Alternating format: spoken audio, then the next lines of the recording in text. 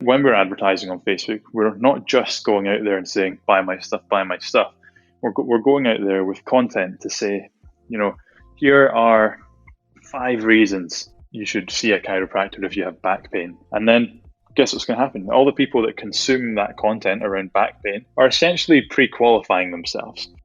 Hi there. Welcome back to CCtalks. Here's your host, Ilaria Severi, the head of marketing and communications of Creative Clicks. In our podcast series, we not only introduce you to our company, Creative Clicks, but we also talk about several topics regarding mobile and performance marketing, together with special guests and experts in the field. Today, I'm very happy to welcome a Facebook ad super expert, as I like to call him. He's also a multi-award-winning entrepreneur, speaker, podcast host, and director of Yatter, a Facebook advertising agency that helps brands across the world to scale. His work has been featured on the likes of Virgin.com, Huffington Post, Entrepreneur on Fire, Kissmetrics, and Social Media Examiner. I'm talking about Gavin Bell. Together with him, we will cover the following topics: the number one reason your current advertising efforts aren't performing and how to fix them, how to quickly create ad campaigns and build your audience and generate leads on autopilot, even if you're not techy, and how to only attract qualified leads that are excited to buy from you so you can stop wasting time speaking to unqualified leads. But let's first welcome Gavin. Hey, Gavin, so nice to have you here today. How are you? I am great. Thanks so much for having me. Super expert. That's some title. You are a super expert. So that's why you're here today. So, my first question regards the first point that I just mentioned at the beginning. And, nowadays, everybody knows that without boosting content with some paid ads, it's hard to reach large audiences or, let's say, specific target group, and let alone generate leads and bring prospects down the sales funnel. However, setting up successful campaigns is not that easy. And in fact, it can happen that even when we think we set up a campaign correctly with the audiences that we want, the geo we want, and so on, it is still not giving us the results that we want. So can you tell us why is that and what can be done in order to fix this? Yeah, absolutely. So I think there's a few crucial elements to any advertising campaign. And, I've done hundreds of audits across lots of different industries, niches, and business types. I tend to always find the same mistakes happening. So let's presume here that the people listening are business owners or marketers that have a business that already has a proof of concept. Because one thing is to make sure is Facebook advertising is only going to amplify what's already happening in your business. So if you've got a business that people don't actually, you've got an offer that people don't actually want, then Facebook ads aren't going to help you. So let's kind of presume that everyone has a business model that is already working and people already like. Right. So when I've been jumping into ad accounts and taking a look at what's going on, there's two things that tend to repeat themselves. The first one is around testing. And people, setting up a Facebook ad campaign with one offer, trying to send it to one audience, and they've maybe got one ad running it at one time. And when you create a campaign like this, so one offer, one audience, one ad, what you're really doing there is you're relying on luck, because you're saying, I think that this ad is going to resonate with this audience, but then you spend money. And either you're right, and that's great, or you're wrong. But if you're wrong, you don't really have any data. You just know you're wrong. Yeah. And so what we need to do when we create an ad campaign is actually to start thinking about it as a scientific experiment. That's the best way to think about it. Yeah. So we come up with our initial hypothesis, which is, okay, I think that this offer is going to resonate with this audience. But then when we create the campaign, what we want to do is we want to create a campaign. And within that campaign, we want to test various different audiences. So we want to say, we want to test maybe, let's say we've got a sporting product. We want to test an audience of people that are interested in football versus an audience of people that are interested in baseball. And what that allows us to do is it allows us to see, okay, well, the football fans are getting us better leads, better conversion rates than the baseball fans. So we've learned something there. And then similarly, when we create the ads, we want to test different variants of copy or different variants of creative images, videos, to then again see which images or creatives are performing best. And the reason this works is because we create a campaign, the best advertisers in the world, when they create a campaign, are Mm-hmm. rarely ever going to hit a home run first time. We're very rarely going to be able to, you know, get the best return on ad spend possible straight off the bat, Yeah, straight the when a first campaign goes live. shot, it's impossible. Yeah. Exactly. So we create a campaign with all these different tests involved. And if you continue to do that, test and iterate over a long period of time, you will eventually get to a point where you have a campaign that's working well for you. So the main reason that people aren't seeing success is around testing and not doing enough of it. Yeah, no, that totally makes sense. And indeed, what I always say, it's especially about ads, is all about collecting data, right? So the more tests you run, the more data you get, and then you can figure that out better for your next campaign. But then till which point people should test, because then there can be too little testing, but there can be too much testing probably. Yeah, totally. So it's funny. I'd say most people, when I audit their accounts, regardless if this is a business spending $10 a day or $10,000 a day, there's normally not enough testing going on. So I'd say that probably the majority of people need to be testing more. But sometimes when people take that advice, they will go too far. And they'll maybe, that's what I would figure out, what I would imagine. That's why I asked, because then at that point you feel probably uncertain, like, okay, I still don't have enough data, so let's test more, right? Yeah, and sometimes they might have, a budget of, let's say, $10 a day, so a small budget, but they'll have, 200 ads running at one time. And what happens if you go too far is then you just dilute your advertising budget too much, and you don't really get any data again. So it's about, there's no right or wrong answer into how many tests you should be doing, but as long as your campaign, when you're running your campaign, you can look at it and go, right, this is something that we are testing right now. And then you can come back to it in a few days, a week, a month, however long it needs, and say, okay, right, we've learned from this, so we're going to make these next steps based on the data. Totally makes sense. And just in terms of content, would you suggest that the content that is being tested, it should always be the same format? So let's say static image versus static image, or in your experience, you saw that also mixing formats can still be worth testing and actually gives you significant results? Yeah, I'm a big fan of testing different formats. So the majority of the ads that we run for clients will be typically either video or static image, purely because it's kind of the easiest ones to create. Yeah. But there's no right or wrong answer in terms of which one performs best or not. I would say, generally speaking, we prefer to see video ads if possible. Yeah. For the reason that they're more engaging, they're more eye-catching, but also it allows you to build a video retargeting audience, which can be really powerful. So I'm a big fan of testing images versus videos, the occasional carousel in there as well. And if we talk about, knowing really how to use the system and being techy, well, how techy does someone need to be in order to create ad campaigns that, well, besides ad campaigns in general, but ad campaigns that generate ROIs in autopilot? Because I do believe that's what ultimately everybody wants to do, wants to be able to do. Totally. I think when it comes to advertising on Facebook, you can go very granular and very techy into it, and you can start looking at some of the scary words like attribution windows and these types of things. But the reality is, for 99% of people, you don't need to be extremely techy to at least understand what's going on inside of the advertising campaign. So what I like to do is to explain, advertising is simply just amplifying a message. Yeah. So if you have an offer or something that you want to promote, advertising is just going to allow you to take that offer and reach more people with it. So if we look at advertising like that, then it becomes actually quite simple. And if we think about as a business, our sales process, and if we think about our offer and our ad campaign as just bringing new people into that sales process, then it really kind of simplifies what we're trying to do.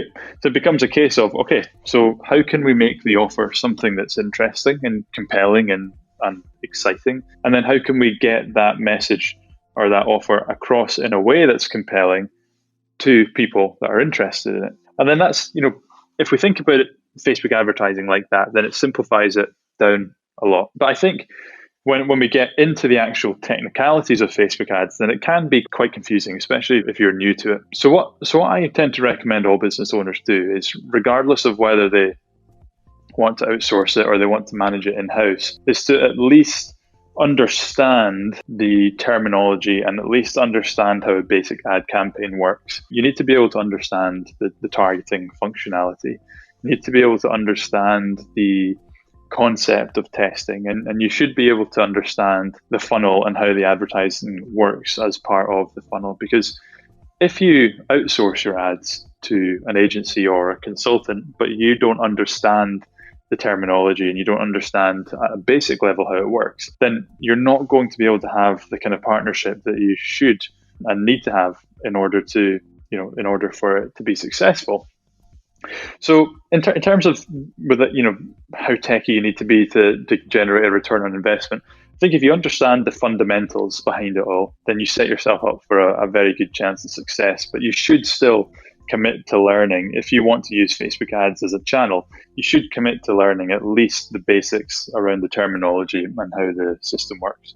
No, definitely. Also because like on Facebook Business Manager, there are so many changes happening all the time. Even with the targeting, they reduced some categories time ago, right? Because there used to be so many categories people could choose from, and now there is way less. It's like something that is continuously updating and changing. So I believe that it's important that if you really want to see results and understand them, you inform yourself and you learn. And I see your point of, working with agencies, but then don't getting the point or don't understanding why certain things went in a certain way, and then it's really difficult to create a partnership, right? Totally. I see it all the time where a business will hire an agency and the business doesn't really know what's going on. They just hire the agency to do it all for them. And then when that happens, the agency maybe aren't getting results, but so they go back to the business and they can't really have a conversation on why things aren't working. The business owner just knows that things aren't working, but they can't really help with the solution. So it's so, and in that case, what can often happen is the agency can lie to the client and make things up.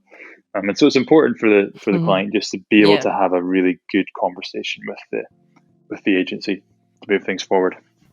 Definitely. And what advice would you give to people who want to make sure they want to attract qualified leads? Because that's then another step further, the funnel. Yeah, it's this is a topic that I'm really bullish on, which is it's relatively easy on Facebook to generate leads, and that you can create an ad, put it out to people, and you will likely find some people sign up for that thing. Pretty much everyone can do that, but what's more challenging is being able to generate qualified leads. And what I mean by that is people that are actually interested in buying the product or the service that you're promoting. Yep. So whether that means for you that they, let's say you're a chiropractor, whether that means they're actually in pain, or whether you are a business and that means that they actually have the budget to work with you. It's important when we do any sort of lead generation activity to ensure that the people that we're getting to sign up, the leads that we're generating, are qualified. Otherwise, you're just going to spend time and money and resources on them when you shouldn't be. So when it comes to advertising on Facebook, main strategy around making sure that leads are qualified is actually adopting a content first approach. When we're advertising on Facebook, we're not just going out there and saying, buy my stuff, buy my stuff. We're going out there with content to say, here are 5 reasons that you should see a chiropractor if you have back pain.